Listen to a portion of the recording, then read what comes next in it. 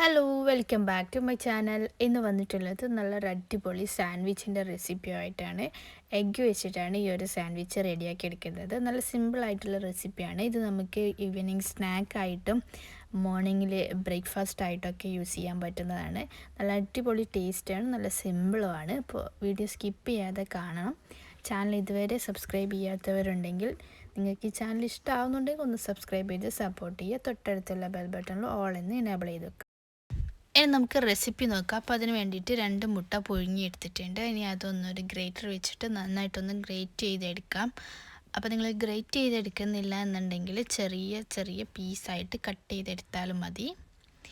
എന്നിട്ട് നമുക്ക് ഇതിലോട്ട് 1 ടേബിൾ സ്പൂൺ സവാള ചേർത്ത് കൊടുക്കാം. അതുപോലെ തന്നെ 1 ടേബിൾ സ്പൂൺ ക്യാപ്സിക്കം, പിന്നെ 1 ടേബിൾ സ്പൂൺ പച്ചമുളക്, ഇതൊക്കെ ചെറുതായിട്ട് അരിഞ്ഞിട്ട് ചേർത്ത് കൊടുക്കാം.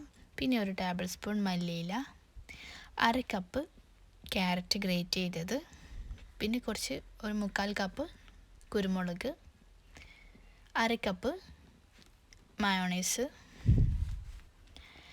ഇതൊക്കെ ചേർത്ത് കൊടുത്തിട്ട് നമുക്ക് നന്നായിട്ടൊന്ന് മിക്സ് ചെയ്തെടുക്കണം. അപ്പോൾ മയോണൈസിൽ ഉപ്പ് ചേർത്തിട്ടുണ്ട്. അപ്പോൾ ഇത് നന്നായിട്ടൊന്ന് മിക്സ് ചെയ്തെടുത്ത ശേഷം ഉപ്പ് ടേസ്റ്റ് ചെയ്തിട്ട് ആവശ്യമുണ്ടെങ്കിൽ ചേർത്ത് കൊടുക്കാം.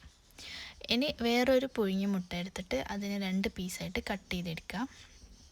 ഇനി നമുക്കിത് ബ്രെഡിൽ ഫില്ലാക്കി എടുക്കാം. അപ്പോൾ നടുക്ക് സെൻട്രലായിട്ട് മുട്ടയുടെ പീസ് വെച്ചിട്ട് സൈഡിലൊക്കെ നമ്മൾ റെഡിയാക്കിയിട്ടുള്ള ആ ഒരു മയോണൈസൊക്കെ ഉള്ള ആ ഒരു മിക്സ് വെച്ച് കൊടുക്കുക. എന്നിട്ട് അതിൻ്റെ മേലെ വേറൊരു ബ്രെഡ് കൂടി വെച്ച് കൊടുക്കുക. അപ്പോൾ അതിൻ്റെ മേലെ കുറച്ച് ബട്ടർ സ്പ്രെഡ് ചെയ്ത് കൊടുക്കുന്നുണ്ട്. അപ്പോൾ കുറച്ചുകൂടി നല്ല ടേസ്റ്റി ആയിരിക്കും. ഇനി നമുക്കിത് ജസ്റ്റ് ഒന്ന് ചൂടാക്കി എടുക്കാം. അപ്പോൾ ഒരു പാനിലോട്ട് ബട്ടർ ഇട്ടിട്ട് ഓരോ മിനിറ്റ് തിരിച്ചു മറിച്ചു ഇട്ടിട്ട് നന്നായിട്ടൊന്ന് കുക്ക് ചെയ്തെടുക്കാം. അപ്പോൾ ബട്ടറിന് പകരം നെയ്യ് യൂസ് ചെയ്യാം. അപ്പോൾ ഏതാണോ നിങ്ങൾക്ക് താല്പര്യം അത് വെച്ച് ചെയ്തെടുക്കാം.